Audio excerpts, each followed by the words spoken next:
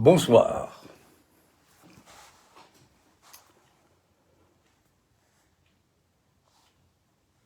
Je vais essayer ce soir, je dis essayer parce qu'on est toujours dans l'essai, c'est-à-dire dans la mise en jeu de ce qu'on appelle la supposition d'un subjet, subjectum, hypothesis, hypothèse, d'un sujet qui est pas du tout ce qu'on appelle un sujet, c'est-à-dire... et en même temps, je vais vous dire ce que je pense de ça. La forme dont se définit le réel. Alors, peut-être est-ce un des effets, sans doute est-ce un des effets de la pratique, mais à un moment, je crois que c'est ce que transmet Lacan quand il dit pas de transmission de la psychanalyse, hein, pour réinventer. À un moment, ce qu'il va appeler à la fin l'urgence d'une satisfaction. C'est-à-dire à la fin, on n'est plus dans le... On n'est plus, on y est peut-être toujours, mais il s'agit de passer ce pas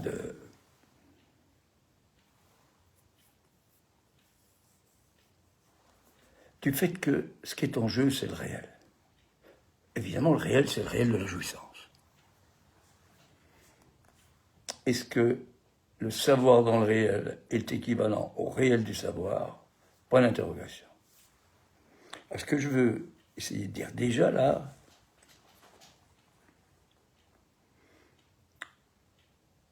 c'est qu'à un certain moment, dans sa pratique,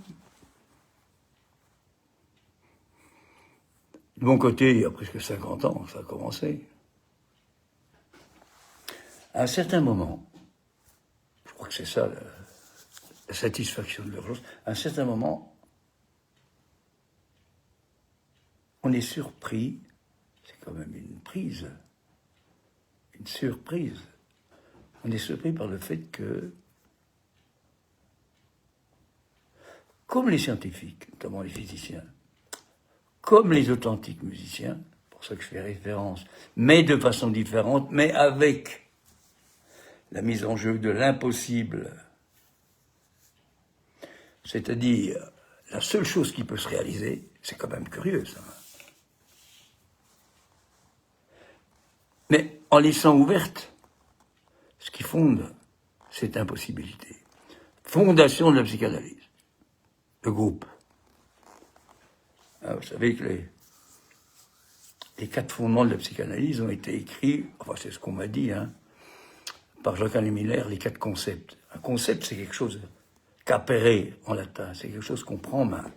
Or, justement, l'urgence, ça ne peut pas se prendre en main. Un concept. Un scientifique, il va parler, par exemple, du concept de certains qui ont, ou qui souhaitent, définir un concept du temps.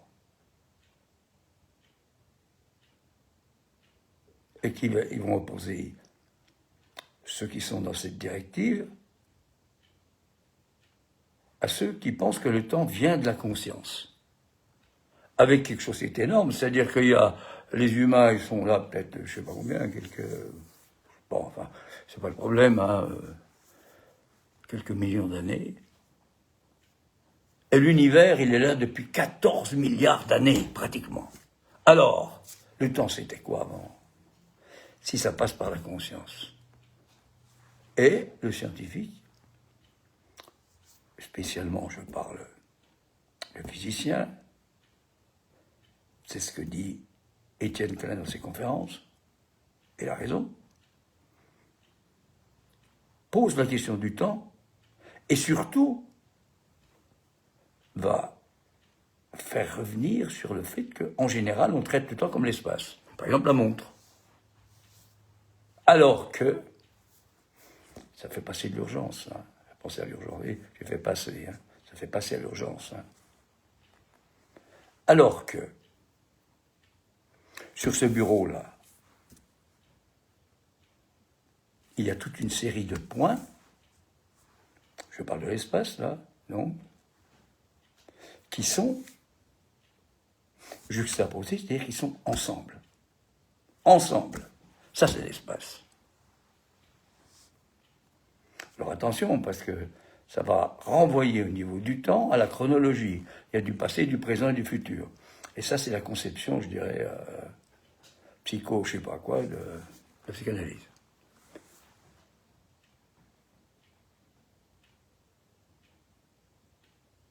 Il y a donc, au niveau de l'espace, possibilité de mettre en même temps différents points. Et donc, de mesurer. Définir le temps comme l'espace, ça va permettre de définir une durée. Mais le temps, est-ce que c'est ça?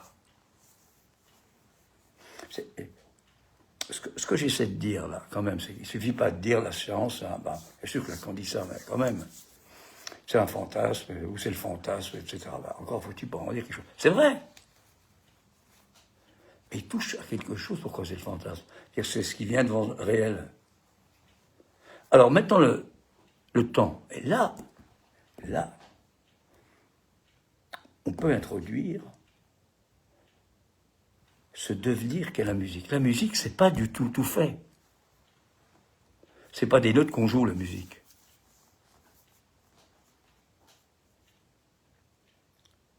C'est qu'est-ce que c'est que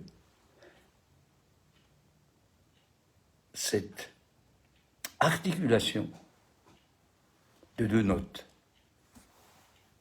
Qu'est-ce que c'est que ça? Qu'est-ce qui se passe? Autrement dit, en physique, on va différencier le temps comme à des instants. Vous entendez déjà la ronronner, le fait que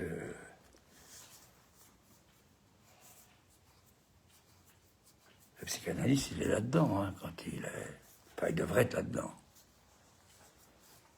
Quand il est dans le... Plus que l'homophonie, hein. C'est le moment de la signifiance, là, tout d'un coup qui apparaît. C'est-à-dire que le temps, si on sort de la conception, je dirais, habituelle, visuelle, d'une certaine façon, c'est donc une succession d'instants qui ne sont pas ensemble. Pas l'urgence. Comment? Évidemment, Lacan ne le dit pas comme ça. C'est à chacun, à partir des énoncés de Lacan, à entendre. Alors, bien sûr, c'est pas le racontard, les formules, le discours comme ça. Bon, d'accord. Tout le monde y est passé, moi aussi, je suis passé par là. Mais à un moment, qu'à te dire, à un instant,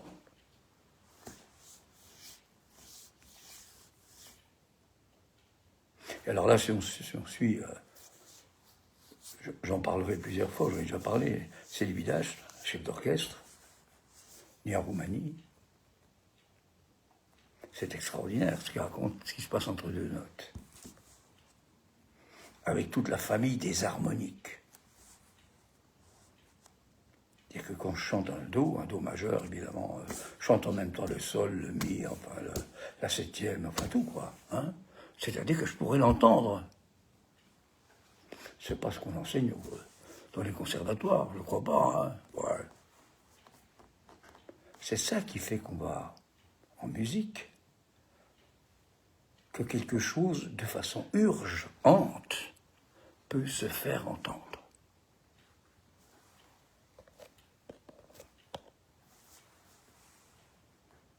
Se faire entendre. Il ne suffit pas d'écouter pour entendre. Alors, écouter, ça nous ramène à nouveau à cette conception, on pourrait dire, du temps calqué sur l'espace, c'est-à-dire comprendre. On écoute, puis alors on est pris, puis alors on pense, et puis c'est parti. Hein, alors, oui, bon. Écouter, c'est aussi, dans la musique, être pris par les effets, on va dire, on ne peut même pas dire subjectif, mais on va dire affectif que les mélodies, que la rencontre de la mélodie et de l'harmonie peut faire apparaître. Oh, que c'est beau. Ben oui. Mais c'est un appât, comme le dit Célibidache. C'est un appât pour ne pas accéder à autre chose. C'est ça le fantasme. Et on est tous pris là-dedans. Ce qui fait que le possible, c'est le potentiel. C'est ce qui fait qu'on va pouvoir advenir à cette urgence.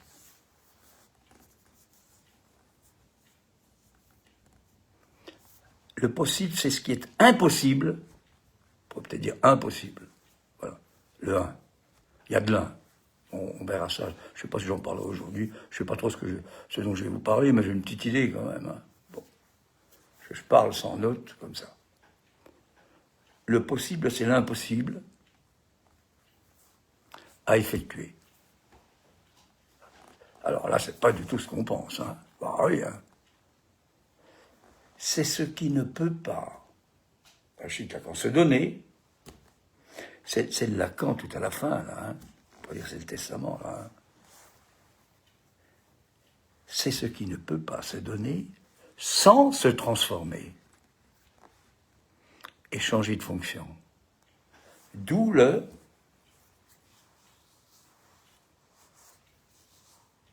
il faut apprendre à s'en servir pour mieux s'en passer.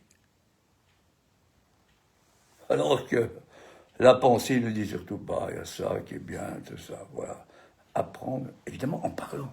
Parce que le point de départ, c'est tout ça, c'est le fait de parler dans ce hic et nunc. C'est pas... Et encore, dans ce hic et nunc, il va y avoir ce raconteur du rêve, celui qui raconte le rêve, qui trouve plein de sens, plein de significations. Mais il faut passer par là, c'est pas un problème. L'important, c'est qu'à un moment, il y a de la signifiance, c'est-à-dire quelque chose qui tend la main au réel de la jouissance. Mais c'est quand même pas la même chose. Le réel de la jouissance a à voir avec le fait d'entendre, mais c'est pas tout à fait la scansion signifiante. Là, à un moment, là, quand on parle de l'analyse comme du chirurgien, celui qui vient couper, là, la coupure. Donc vous êtes embarqué comme ça dans les trucs, l'explication, j'ai lu ça, puis j'ai vu ça, bah oui, c'est vrai, ah bah oui. Et puis. Entendre.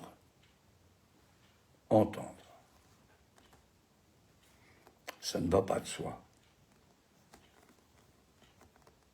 Alors, les physiciens, ils peuvent me dire un peu quelque chose du même ordre. Hein. Bah, les lois de la gravitation, finalement, ça démarre comme ça, les lois de la gravitation. Hein. Ouais. Galilée, tout ça. Ouais. Et à un moment, ils vont faire une Newton.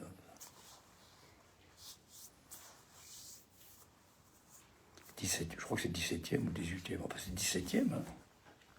Ça remet en cause tout, là. Hein. Parce que, évidemment, on se base sur ce qu'on voit. Ben, c'est ça le fantasme. Sur ce qu'on voit, sur ce qu'on entend, sur le sens, sur l'évidence, tout ça. Ouais. On se complaît dans l'évidence, il ne s'agit pas d'évider l'évidence. Le vide. C'est-à-dire l'impossible. L'impossible est la seule chose qui peut se réaliser. Ouais, le possible. Ça ne peut pas se réaliser comme ça. L'impossible, ça peut se réaliser, mais l'intérêt, c'est l'ouverture à cette impossibilité. C'est-à-dire, l'ouverture, c'est le trou, c'est la béance, c'est le vide.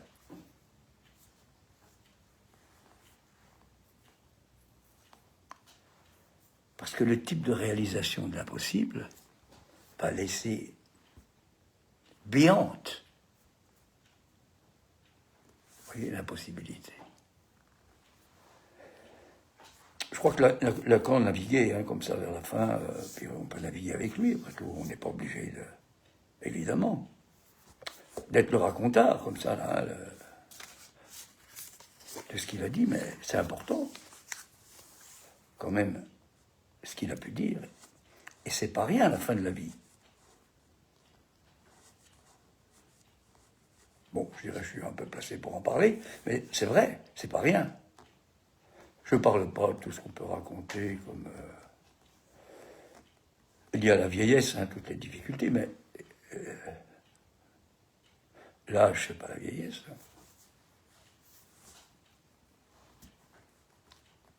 Une analyse, ça conduit au fait qu'on a plutôt 5 à 10 ans d'âge que, même si on a 80 ans de vieillesse.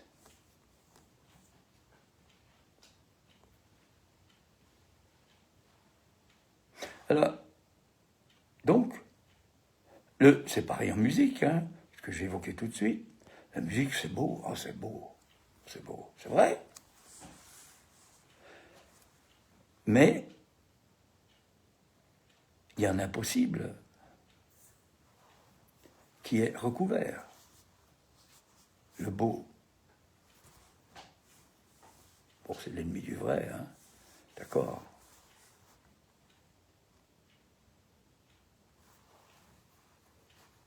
Mais c'est aussi ce qui vient couvrir le... Je ne retrouve pas la citation de Rilke, au bord de l'Adriatique, là, comme ça, là, au début en 1900 et quelques. Là. Le beau est le commencement du terrible. Terre. C'est une ère. C'est un air. Un aria.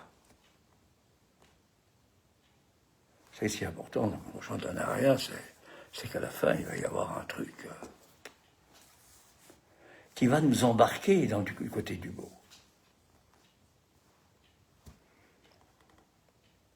Comme si ce continuum là sur l'aria, à la fois, voilà, était là pour dire qu'il y a du possible, mais qu'il y a de l'impossible. Ça ne s'oppose pas les deux. Pouvoir s'en passer à condition de s'en servir. Pour s'en servir.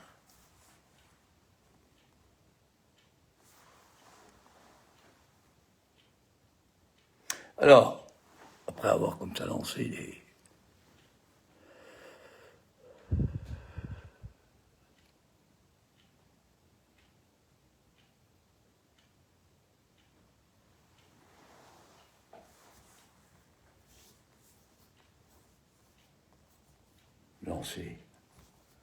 lancer quelque chose. La chose.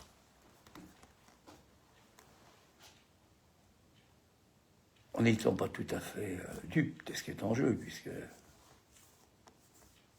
c'est la bonne façon, c'est-à-dire du côté de l'inconscient. Ce que j'essaie de dire là, dans cette histoire de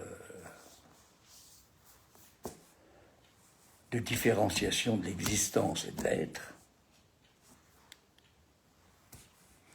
la psychanalyse là,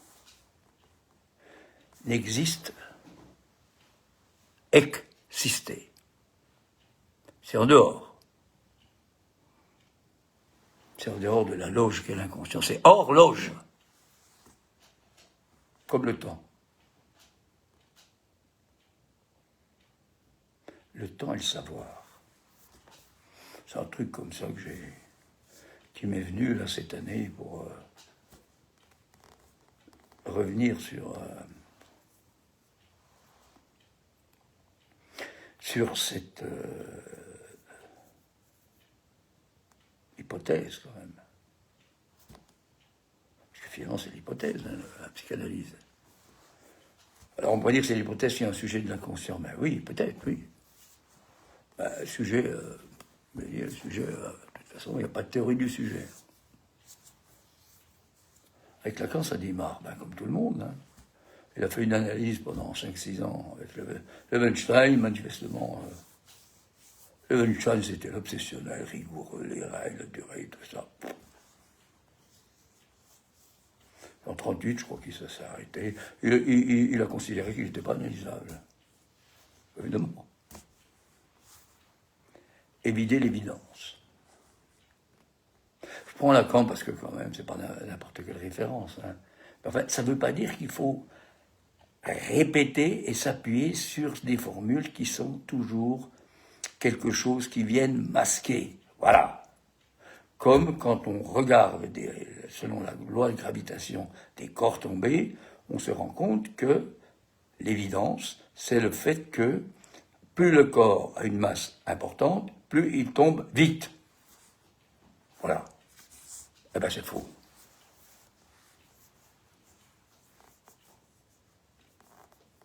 C'est faux. Il a fait une expérience particulière, notamment. C'est-à-dire que, évidemment, celui, comme toujours, quoi. Hein, je vais vous montrer ça tout à l'heure sur les trucs du discours, là. Qui était un peu hystérique, quoi, qui était poussé par quelque chose qui dans son corps, l'animait. Hein. Je vais vous montrer ça sur la formule du discours que j'ai vérifié. C'est le discours c'est pas le discours de l'hystérique, c'est le discours hystérique, parce que l'hystérique, c'est pas une névrose. Alors, il faut que je change ma formule, là. Voilà. Discours de l'hystérique. Ah oui. Bien sûr, en position d'agent, alors, peut-être que je refasse tout l'historique, mais enfin bon, on verra. En position d'agent, c'est le sujet barré. C'est-à-dire qu'il n'y a pas de sujet en tant que tel. Sujet divisé. Il est barré, mais au sens d'être divisé. Hein. C'est pas le discours du capitaliste. Là. Bon. Et ce sujet, oui, il y a une flèche là. Hein. Ce sujet, il est sous là. Voilà. Sous là. Hein. Hein. Alors que dans le discours du maître, vous voyez là, et là, c'est le sujet qui est en position de vérité. Ça, c'est la position de vérité. Allez. Voilà, il faut bien y passer quand même. Hein. Dès que je parle, dès que vous parlez, notamment en séance, pas que, il y a cette position de vérité là, hein, qui est là. Il y a un trait qui sépare là. Vous dites toujours la vérité. Parce que la vérité, c'est un mi-dire. C'est pas le vrai, le faux. Alors qu'est-ce que vous dites? Ah ouais, si vous êtes prise dans est-ce que c'est vrai, est-ce que c'est pas vrai, puis ça explique ça, puis alors il a eu ça, puis voilà, oui, la chronologie. Dès que je parle, il va en résulter deux choses. Premièrement, là, ce qu'on appelle le semblant. C'est un semblant de réel, c'est le signifiant. Attention, hein, c'est pas le signifié. Hein. Qui après va s'appeler l'agent, du côté du désir. Bon. Et autre vecteur, il va en résulter une certaine jouissance, la jouissance de l'autre, grand A. Tout ceci, ça se fait par un savoir et par un travail. Et puis alors, il reste quelque chose qui n'est pas pris. Ce que Marx a appelé la TVA, la plus-value, qui n'est pas pris par la rencontre du signifiant de la jouissance, du corps. Voilà. C'est une perte, c'est une production, l'objet petit a. Invention de Lacan. On en a parlé l'an dernier, on y reviendra. Oh là, bien sûr, on y reviendra. Bon, alors, c'est une dynamique que je vais pas répondre comme ça. J'en étais là. L'hystérique. Le savant. Le vrai savant. Le vrai savant, c'est Einstein, c'est celui qui à un moment dit, mais c'est pas possible, il y a quelque chose qui ne va pas là-dedans. Dans le fait que les corps sont...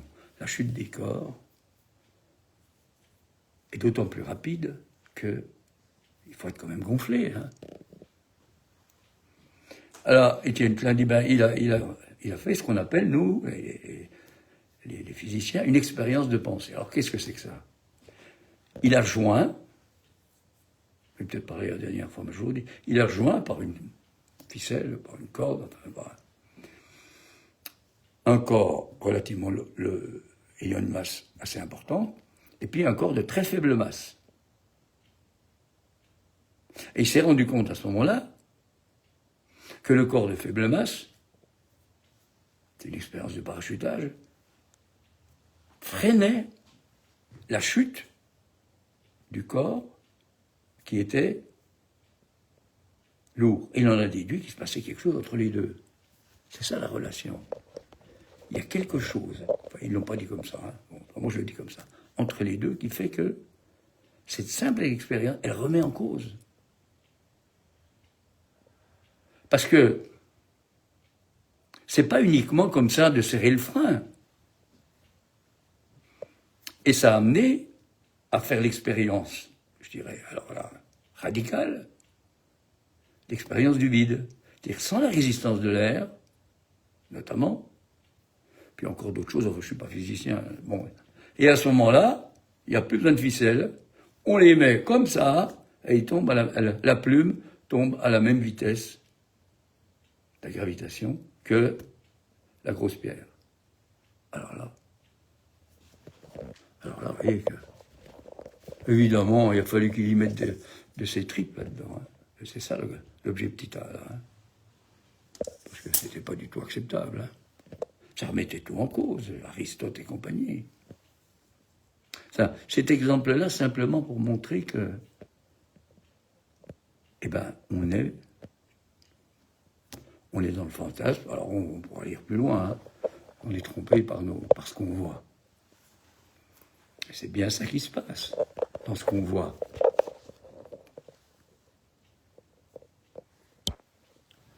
Dans ce qu'on voit, effectivement, ben on croit ce qu'on voit, quoi. C'est-à-dire que on a des yeux pour voir, alors que c'est pas vrai du tout. On a des yeux pour ne pas voir, des oreilles pour ne pas entendre. Ça, c'est dans les textes, les vrais, là.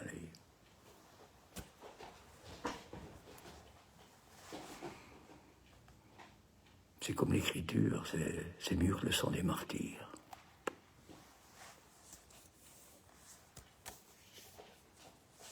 Bah, c'est pas tellement là. C'est pas tellement là. Hein.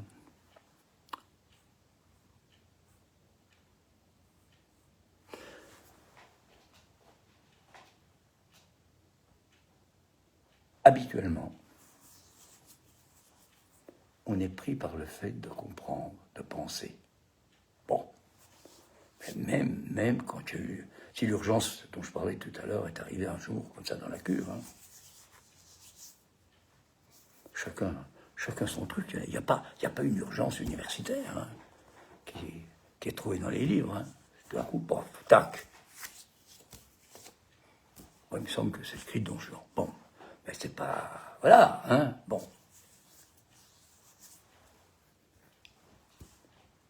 C'est-à-dire qu'il y a quelque chose entre deux, on va dire entre deux notes, là, qui fait entendre à la fois l'objet petit a comme silence,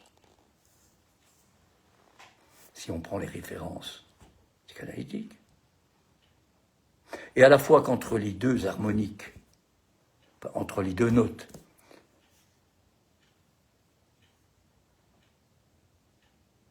la fluorescence, la très grande quantité d'harmoniques entre deux notes, laisse juste un petit espace pour faire entendre justement le silence. C'est-à-dire le continuum, à la fois, je vous parlais tout à l'heure du contrut ou du si, enfin ce qu'on voudra, hein, qui vient à la fin de l'aria, c'est peut-être pas tout à fait pareil pour le contrefà, j'ai entendu un contresol aussi il y a 2 jours là, dans les voix aiguës de femmes.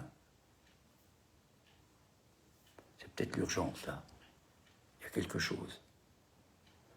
Bien sûr que c'est gris, hein, si vous prenez ça dans Mozart, par exemple. Hein. Bon, la Reine de la Nuit, bon, mais quand même, c'est... Je parle pas de la technique pour le produire, ça chacun se débrouille avec les trucs. Donc il vaut mieux apprendre avec quelqu'un qui connaît les trucs. Hein. Bon. J'ai vu récemment ce qui est arrivé à notre ténor, là, hein, à l'Agna, là. Eh ben, l'opéra Turandot de Puccini, là, ben, troisième acte, il y a le fameux Nessun Dorma.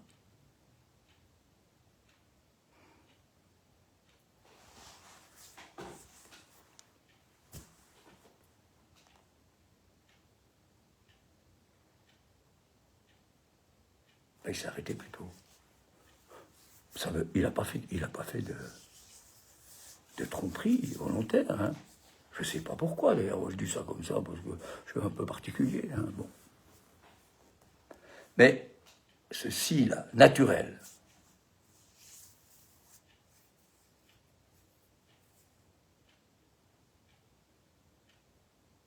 sur ce Vincero, c'est celui-là. Ça, c'est le point de rendez-vous de tous les grands ténors. L'opéra, bien sûr, c'est pas rien, mais il y a un truc là qui a à voir avec l'urgence, mais à la fois, je vous parle en tant que chanteur, là, je pense qu'il faut avoir l'expérience du chant, c'est pas uniquement raconter des trucs comme ça, là. Et puis l'expérience de ces notes-là. C'est pas de faire du racontard de toute l'histoire de la voix, de machin, bon, un psychanalyste, on peut attendre autre chose de lui, non?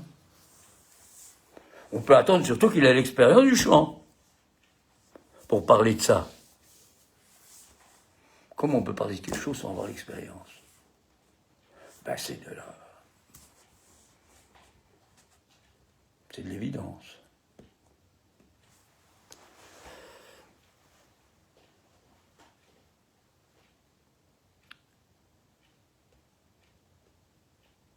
Quand on suit un peu comme ça, parce que c'est important de suivre le trajet de Freud, de Lacan, puis comme ça le sien, se rendre compte qu'on était pris avant dans cette facilité du comprendre, de la pensée, etc. Puis à un moment...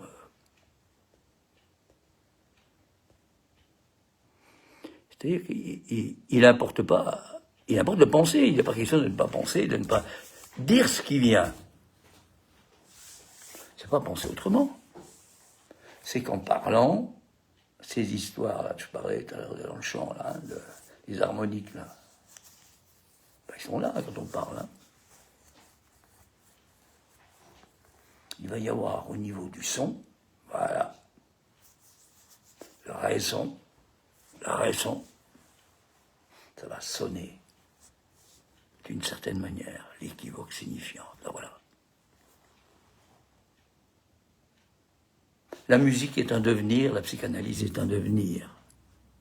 Wo es war, soll ich werden, c'est ça, là où c'était. C'est pas dans le réel. Le jeu ich en allemand, avec une majuscule. Il y a beaucoup de traductions. Hein. Évidemment, les internationaux, leurs classiques, là, de la psychanalyse, ils disaient le moi, doit déloger le ça. Bon, oui. Avec ça, on va loin, hein. On comprend tout, hein. Oh là. Le jeu, on ne sait pas ce que c'est que le jeu. Le sujet, on ne sait pas ce que c'est que le sujet. Mais il y a quelque chose d'urgent qui sole. C'est pas mussonne. Sole. C'est une obligation morale. C'est pas une obligation comme celle tout d'un coup, il faut absolument aller, hein, dans les lieux d'aisance. Non, c'est pas ça du tout, c'est pas un devoir. On trouve pareil en anglais, hein. En français aussi. Il a à advenir, il doit advenir au sens il a à advenir, advenir, c'est ça l'avenir. L'avenir, il est déjà dans le présent. Il n'y a plus la différence entre présent, passé, futur. À ce moment-là, à cet instant-là, C'est un instant qui passe, pas rien, ça passe, hein. Et l'instant qui suit n'est plus l'instant qui l'a précédé, et pourtant, il n'y a pas d'instant qui suit sans celui-là. Paradoxe.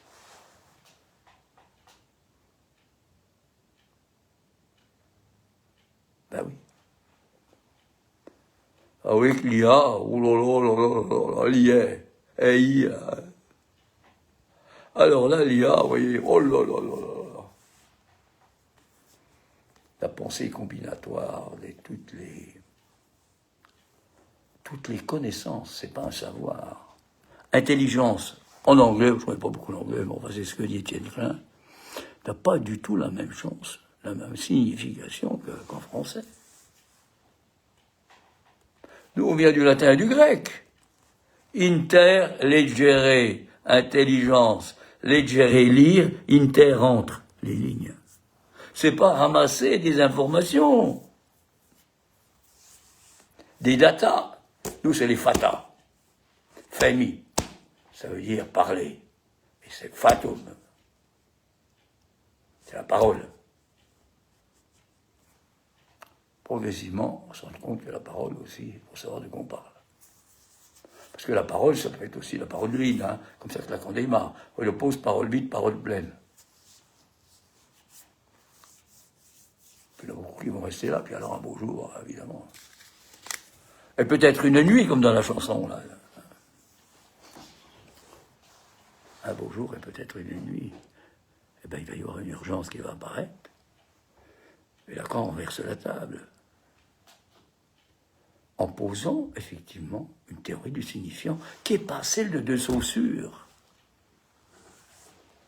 De Saussure, il avait entendu des petits trucs, là, comme ça. Hein. Il ne les a pas publiés de son vivant. Il n'a pas pu se mettre dans la position du discours hystérique avec le petit A qui est en bas. Il est resté, il a mis ça comme un testament qu'on met dans un tiroir. Puis après, vous débrouillerez. Hein.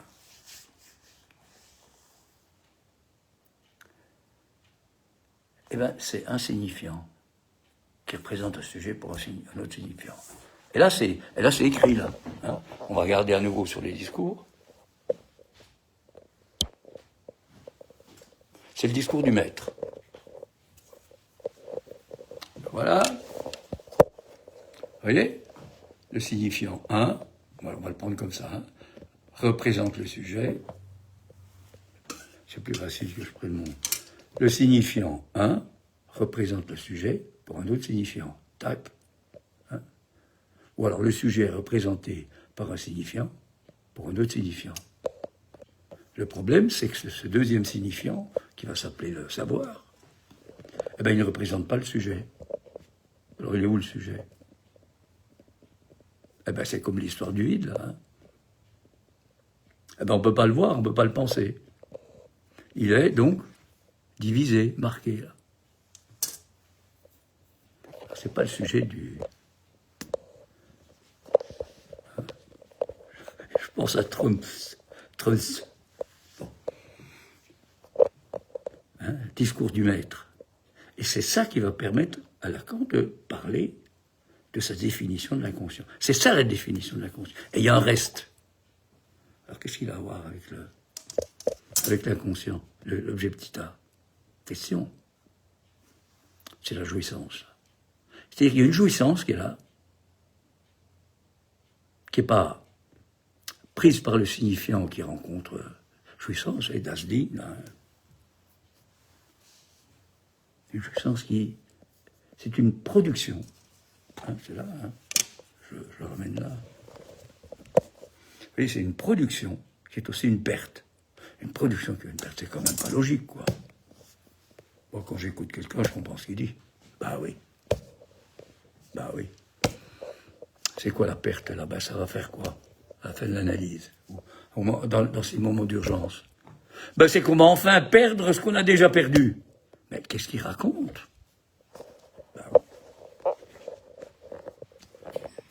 parce que si on n'arrive pas à perdre ce qu'on a déjà perdu, ben, on est un peu comme le mélancolique, quoi. On n'en sort plus. Bon. Donc, ce que je voulais essayer de vous dire, là, vous voyez, c'est que c'est avec son corps, la jouissance du réel, que tout un chacun peut soutenir cette position des discours hystériques, indispensable pour avancer. Pour s'arracher, à quoi? Eh bien, au discours. J'ai supprimé de l'université, au discours universitaire, au discours du maître. Alors voilà nos 3 discours. Et puis évidemment, il y en a un qui est, je ne sais pas caché, mais plus assez de place. Il y en a un qui est le discours d'analyste. Parce que tout ça est possible par le biais de Lacan, parce qu'il arrive à écrire. Alors, vous voyez, lui, son grand truc, c'est un mathématicien, Lacan, quand même, hein, au départ. C'est l'écriture, c'est des lettres. Ce qu'il va appeler des mathèmes. Bon, parce qu'il pense que la psychanalyse est transmissible. Ah oui, après, ça va plus coller. Bon. Alors, il part de là, de ce discours, analyste. Alors là, attention, hein, parce que pour définir les autres, c'est pas l'inverse, hein. C'est pour ça qu'il n'y a plus qu'à le définir tel que. Enfin, moi, c'est quelque chose que je trouve important. Alors, l'analyste, il est là, en position petit a. Qu'est-ce que ça veut dire? Mais, ça veut dire que tout ça, là, ça concerne l'analysant. Et l'analyste, il est là comme tenant lieu de l'objet cause du désir de l'analysant. Faut que je reprenne ça, parce que c'est un peu rapide, là. Je fais un peu le racontard, là. Ça veut dire quoi? Ça veut dire qu'il faut laisser l'analysant parler. Parce que c'est un sujet barré. Donc quand il parle, il dit, il y a ce qu'il dit, mais il y a aussi le fait qu'il dit autre chose que ce qu'il dit. En parlant, il va produire du savoir. Et ce dont il parle, c'est du savoir qui est là. Et si vous êtes un peu plus corsé, vous voyez que là, petit a, S, c'est la formule du fantasme. À l'envers. Ben, c'est la formule du fantasme. S barré, poinçon, petit a. C'est-à-dire que c'est lui qui prend en jeu le fantasme. D'emblée, c'est l'histoire du vide de tout à l'heure. C'est-à-dire toutes les évidences, tout ce qu'on... Et à partir de là, alors évidemment, à partir de là, il faut que j'arrive à vous montrer un truc. Je vais le montrer sur un autre schéma. Facile. Celui-là. À partir de là, voilà. Bon. Il y a à peu près les mêmes choses, hein. Je vous remonte ce qui est là. Non, faut que je fasse ça. Je vous remonte ce qui est là, hein, on vient de le voir. Alors, les lettres vont changer de place. Etc. Enfin, je ne vais pas trop partir sur la mathématique, là, ou les mathématiques. Bon. On a donc,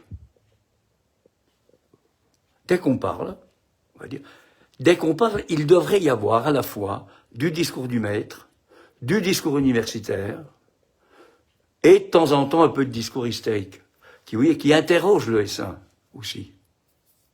C'est-à-dire la grande question de l'hystérique, évidemment, depuis toujours, hein. Et puis ça devient un peu... Alors maintenant, on a réglé ça avec des lois. Bon, enfin bref. Qu'est-ce qu'une femme pour un homme? Voilà. Et puis il y a aussi dans le S1 toute la... Comment on peut dire ça? Toute la recherche de jouissance, en fait. De la vie, bon, tout ça. Mais enfin, le point de départ, c'est de penser que toute nouvelle articulation vient de l'hystérique, du discours hystérique, on va dire. Bon. Alors, il s'est passé quelque chose. J'ai du temps encore? Ah oui, j'ai encore un quart d'heure. Il s'est passé quelque chose à un certain moment, avec la science moderne qui apparaît, notamment, bon, on peut dire que le point de départ, c'est Descartes, hein. Oui, c'est pas aujourd'hui, hein. Il s'est passé quelque chose, à savoir que, puisqu'on est passé des mythes, du savoir mythique, au savoir scientifique. Je ne vais pas faire un grand discours là-dessus, mais enfin c'est ça. Il s'est passé, et il en a résulté quand même, c'est quand même important, il en a résulté le fameux discours de l'analyste, du fait que la science ne prenait pas en compte, on va dire le réel, ce qu'on va dire plus simplement la dimension du sujet divisé. Il suffit d'écouter Étienne Klein, vous avez, évidemment il ne sait pas qu'il explique ça comme ça, mais bon, moi c'est comme ça que je l'entends. Bon, à un moment, parce que quand même on n'est plus là-dedans maintenant, hein. Enfin si, on y est, mais bon, c'est pas ça qu'on nous explique. Ce qu'on nous explique, c'est ça. C'est le discours du capitalisme. Alors là, on est en dehors de tous les discours de droite, de gauche et tout ce que vous voulez. Hein, je vais seulement vous faire remarquer ceci.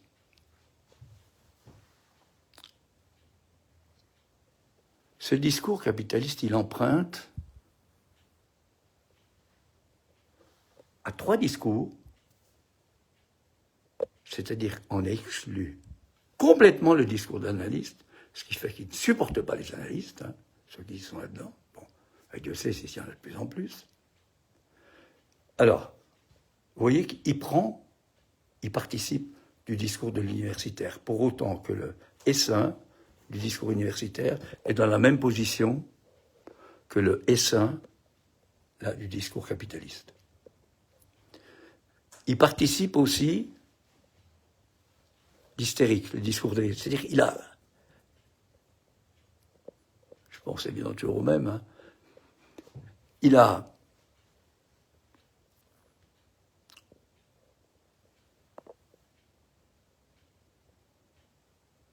capté, il a pris, il a dépouillé ces discours-là de quelque chose. Le S1, c'est le S-barré qui est là, on pourrait penser que c'est le S-barré du discours hystérique qui est un discours. Pas du tout. Et la preuve en est que, je pose là pour que je vous montre. Oui, tout est inscrit dans une petite formule. Hein. C'est-à-dire que le discours hystérique, vous voyez, la flèche, c'est à partir de son corps, la jouissance du corps, qu'il interroge quelque chose. Là, c'est l'inverse. La flèche est dans l'autre sens. Et évidemment, il n'interroge pas la même chose. C'est-à-dire qu'on en arrive maintenant à ce qui se passe. On peut faire ce qu'on veut avec la langue, on peut nommer n'importe quoi, on peut décider n'importe quoi au nom de la politique, etc. C'est-à-dire que là, c'est un sujet qui s'est complètement barré, là, hein, qui décide du langage, du signifiant. Alors que normalement, c'est l'inverse. C'est le signifiant, évidemment. C'est dans l'articulation du signifiant, du S1, du S2, qu'on peut parler de sujet. Et la troisième chose, le S2, il est là, vous voyez, il participe aussi du discours du maître, là. C'est-à-dire que S1, discours de l'universitaire, discours hystérique, discours du maître. Les 3 positions-là sont celles qui vont résulter de ce prédateur qu'est le discours du capitalisme. Ou du capitaliste, on voudra. Et du coup, évidemment, il produit le tout un chacun comme un déchet. Voilà. Et les avocats américains, et patati, et patata. Voilà le monde. Alors, ça va un peu... Bon. Et, alors, qu'est-ce qu'on fait, nous, là-dedans? Il ne s'agit pas de rester inactif, mais il ne faut pas le combattre, on ne peut pas le combattre. Il s'agit, comme dit Lacan, reprenant l'arrivée de Freud aux États-Unis, je pense à New York, autour des 1910, avec celui qui, à ce moment-là, son ami, Jung, dit aux Américains, enfin, il leur transmet ce qu'ils peuvent penser ou ce qu'ils penseront, c'est vrai ce qu'ils vont penser, je vous apporte la peste. Donc, il s'agit de rentrer dans les discours, là. C'est ça qui va se passer pour y introduire un discours pesteux qui va faire que ça ne peut plus fonctionner, parce que celui-là, il est tellement bien, là, c'est les investissements, c'est la consommation, c'est tout ce que vous voulez, que ça tombe de seul. Personne ne se rend compte que tout le monde est un déchet. Et ça tombe tout seul. Et alors, vous voyez l'intérêt. Là, par exemple, tous les discours, si vous suivez les flèches, ça va comme ça, puis ça revient là. C'est-à-dire qu'il n'y a pas de liaison entre les deux. Alors, et là, ça fait comme ça revient là, ça revient là, ça revient là. Hein, c'est un, comment on appelle ça, un infini, là. Hein. C'est-à-dire que c'est un truc qui ne s'arrête jamais, qui s'entretient tout seul. Il n'y a aucune raison que ça change. Bon, c'est un peu corsé, ce que je vous ai dit, mais enfin, bon, c'est ça. J'avais un peu pensé, vous parlez de Freud, là, et puis le fantasme. Enfin, c'est ça qui se passe, là, finalement, après tout. Hein. Je parle, là, hein, bon, en principe, quand je parle, je suis en bas, là, je suis dans le sens, là, hein, voilà. Les mots, ça donne une signification de l'autre, comme on dit. Bon, donc je parle à partir de l'autre. Bon. Puis il peut arriver, alors justement, bon, il peut arriver, ça se passe autrement, c'est-à-dire que ça bascule au-dessus. C'est-à-dire qu'on soit dans la signifiance. Hein. Alors Freud, au début, il dit, il y a un trauma, le fantasme est responsable du symptôme. C'est le trauma, c'est cette théorie traumatique. Hein. Séduction par le père. Puis après, il va se rendre compte que c'est lui qui pense ça, parce que c'était évident. Donc il pensait ça parce qu'on lui racontait ça. Voilà. Il pensait comme l'autre. Et puis, évidemment, il va avoir un peu de mal, mais Lacan, quand il va reprendre tout ça, il va dire que... Et là, en fait, c'est ça, le symptôme, et non pas le symptôme, bon, on va en parler, qui est cause du fantasme. Alors là, on sort du capitalisme, enfin du discours. C'est l'urgence en question. Bon, je vous en ai dit beaucoup, là. Hein.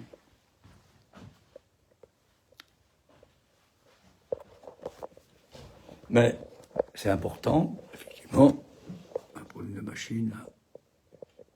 Voilà.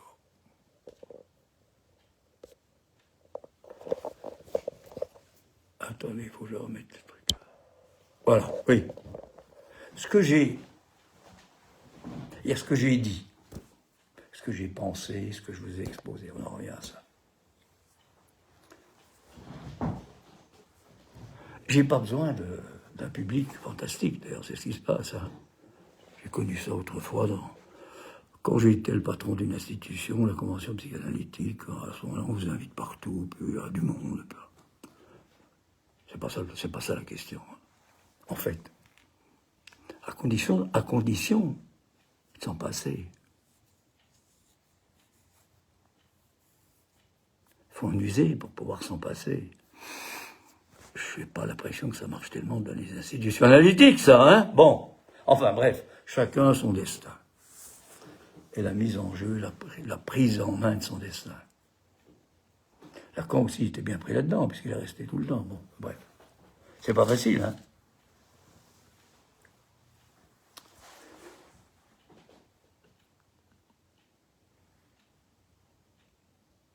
C'est pas facile d'articuler l'impossible et le possible. Alors bien sûr, il y a les formules, hein, vous savez, je vais vous les réciter, hein, c'est un peu comme « Je vous salue Marie hein, », ou « Le chapelet des morts hein, »,« Seigneur Jésus, ayez appliqué le mérite de votre vraie passion aux âmes des fidèles, les femmes, fagulées de leur peine, jouissent au ciel du bonheur éternel hein, », ça, bon, c'est, oui, c'est facile, hein, on peut sortir des trucs. Mais qu'est-ce qui s'entend là-dedans? Qu'est-ce qui souille? Pour autant que le corps, c'est uniquement quelque chose, non pas qui jouit, mais qui se jouit. La 1er novembre 1974 à Rome. Se jouit. On ne comprend pas ce que ça veut dire. Et c'est ça le réel. C'est dans cette direction-là que le réel vient nous saisir. C'est pas nous qui allons le saisir, le réel. Il est impossible. Ce qui ne cesse pas de ne pas s'écrire. Le symptôme, évidemment, je pense réciter comme ça, c'est ce qui ne cesse pas de s'écrire. Bon, on a tout ce symptôme, et c'est le passage du symptôme au symptôme qui va prendre en compte, sur cette barre, sur le grand A, la question du réel. Bon, on en parlera peut-être la prochaine fois. Je ne sais jamais ce que je vais dire avant, mais enfin, de toute façon. Donc, c'est comme ça que ça marche. C'est-à-dire que ce qui ne cesse pas de ne pas s'écrire, le symptôme, il importe qu'il cesse.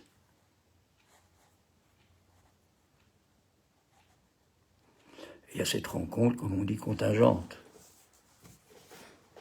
Entre le symbolique et le réel, la seule chose, c'est qu'à la fin, là, quand il va dire le symbolique, c'est pas du tout ce qu'on croit.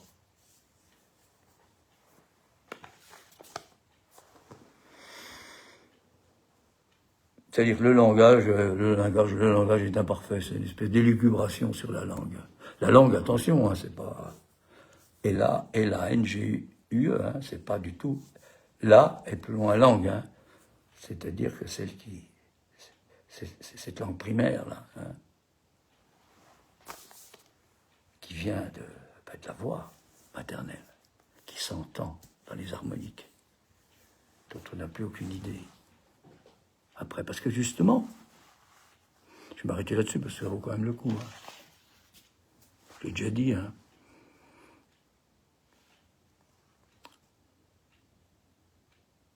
Ce mythe-là, que trouve Freud, là, le mythe d'Édipe, l'inceste, etc. Édipe, il a fait comme il a pu parce que tout se passait bien. Puis alors, un beau jour, on lui dit « Tu vas tuer ton père ». Alors, il a quitté son père, qui était évidemment un père d'adoption.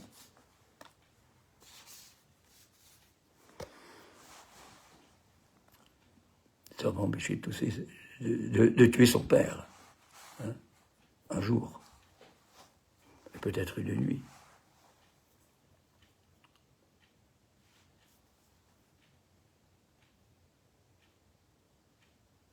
Ce qui fait que Freud est resté beaucoup là-dedans, c'est pourquoi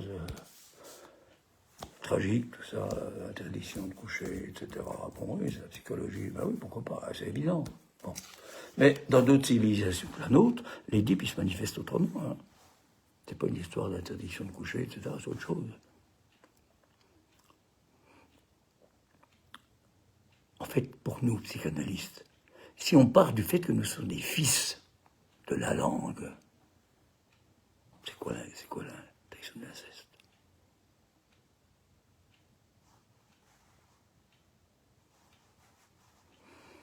Je pense où il est interdit d'interdire. Oui. 68, la Sorbonne. Bon. C'est quoi l'interdiction de l'inceste? C'est le fait qu'à un moment, le petit homme, là, arrive à s'arracher à la langue qui lui a permis d'entrer dans le langage, à cette jouissance.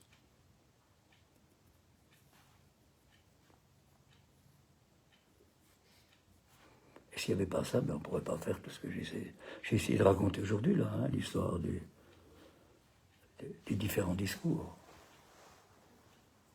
Alors, qu'est-ce qui fait qu'il y arrive? Ben, on peut pas répondre.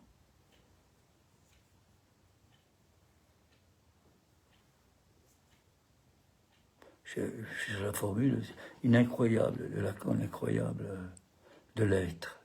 Il faut sortir de l'être. Alors, et bien sûr qu'on a besoin de l'être. Il n'est pas question de dire que... Hein, bon, moi, quand j'étais jeune, on me parlait de l'existence de Dieu. Ben non, c'est l'être. Dieu, c'est l'être suprême. L'existence, c'est autre chose, c'est l'insaisissable. C'est la vie. Enfin, c'est le mouvement, c'est tout ce que vous voulez. C'est ce qui fait que il y a cette urgence, il y a ce pas, il y a ce passage, il y a ce moment, des moments particuliers. On entend, quelque chose s'entend. Ça ne s'entend pas avec les oreilles, d'ailleurs, même s'il y a besoin des oreilles quand même.